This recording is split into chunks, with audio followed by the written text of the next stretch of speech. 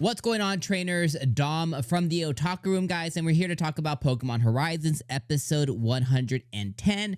This was all us against the 6 heroes, but here's the thing is this episode, they were heavily affected by Laquium or Recurium, and they were affected by the strong spheres, now what is known as the super strong spheres, as we lead into next episode as the final showdown really begins. Now, let me start off by saying, here's what I didn't like about the episode was, first off, Liko was smart enough to put 2 and 2 together that Terapagos is the key to kind of get rid of any effects that Recurium may have on any of the Pokemon. And by using Terapagos' power, essentially Terapagos can eliminate, that effect that they're having. Now, what I liked was that she realized that and was able to utilize Terapagos, and even Spinel was able to recognize that, okay, Terapagos is a real threat to whatever we're trying to accomplish here, taking down the Rising Voltaclers, whatever it is, whatever he's trying to accomplish, he's like, okay, Terapagos is for sure a threat. So that's a big deal to him. But what I didn't like was, okay, Terapagos, takes all the Recurium in, he absorbs all of it, all that stuff, but then they're just able to use strong spheres again. So I was like, okay, I really felt like in that moment that it should have just been completely eliminated. I don't really see a way for them to get re-affected by the Laquium, the Recurium once again. I just didn't quite like that. I understand plot-wise, why is it things like, oh, strong spheres will work, how about super strong spheres? You know what I mean? I get it. But it's like once Terapagos kind of eliminates their usage or eliminates it from the Pokemon, they really shouldn't be able to get affected by it again. So I didn't really quite enjoy that too much, but at the end of the day, I kind of get it. Now, for the rest of the episode, I like how Dot was able to partner with Hamburg. So he, Hamburg finds him, Mr. Hamburger comes in and he finds Dot. He's like, okay, hey, I was told that, hey, you're the one. I need your help. I need your help to go and hack this door. Amatheo's dad's behind the door. They're locking him away because, Amatheo's dad is speaking up against Spinel and what they're trying to accomplish and everything. But before they can, they run into the lady with the Medicham. I forget what her name is, but the scientist lady who was pretending to be a teacher. And Mr. Hamburger over there is like, hey, what's really going on here? Like, I know you don't really like Spinel like that. Like, you're not really following him. And she's just like, oh, well, I have my own motivation. So whatever she's trying to do, she has her own thing. Like, she's not really about Spinel. She's about her selfish desires. So, like, whatever her selfish desires are, she's trying to accomplish that. Dot is able to overcome adversity and able to increase her partnership with her Pokemon, with Tinkaton, and she's able to kind of surpass her limits, and she's able to take down the Medicham, which is cool. Also, quick anecdote: at the end of the episode, we got a Mega Medicham look. I really like how they're doing that. And they're able to break in, after the fight, with Dot and Hamburger, they're able to break in, they get Amatheo's father out, and they're going to take to the scene as well, too. So Amatheo's father is probably going to come onto the scene, and it looks like next episode, Amatheo's going to come onto the scene as well, too.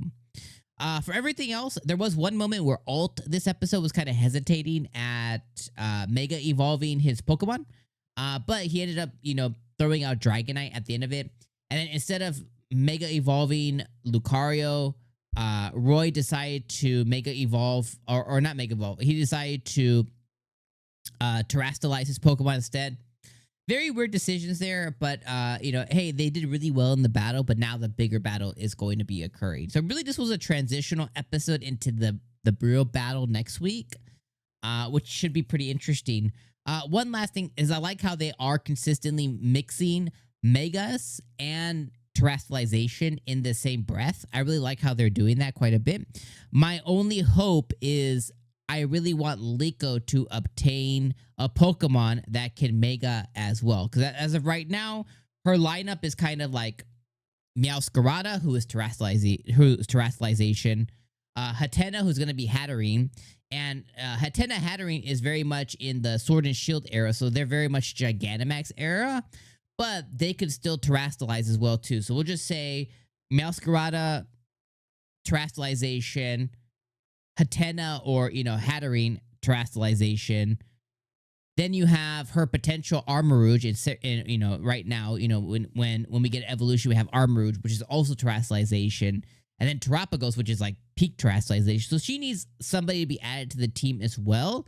You know, maybe they give her a Bulbasaur or a Squirtle or a Charmander would be sick. Or maybe they hook her up with one of the 3 starters that are going to be in Pokemon ZA. Maybe they hook her up with a Chikorita. I would love that. You know, Chikorita's right behind me right over there. My second favorite Pokemon of all time. Maybe they hook up with a Chikorita, or maybe they hook her up with a Totodile, or I would really like to not to maybe Totodile. You know what I mean?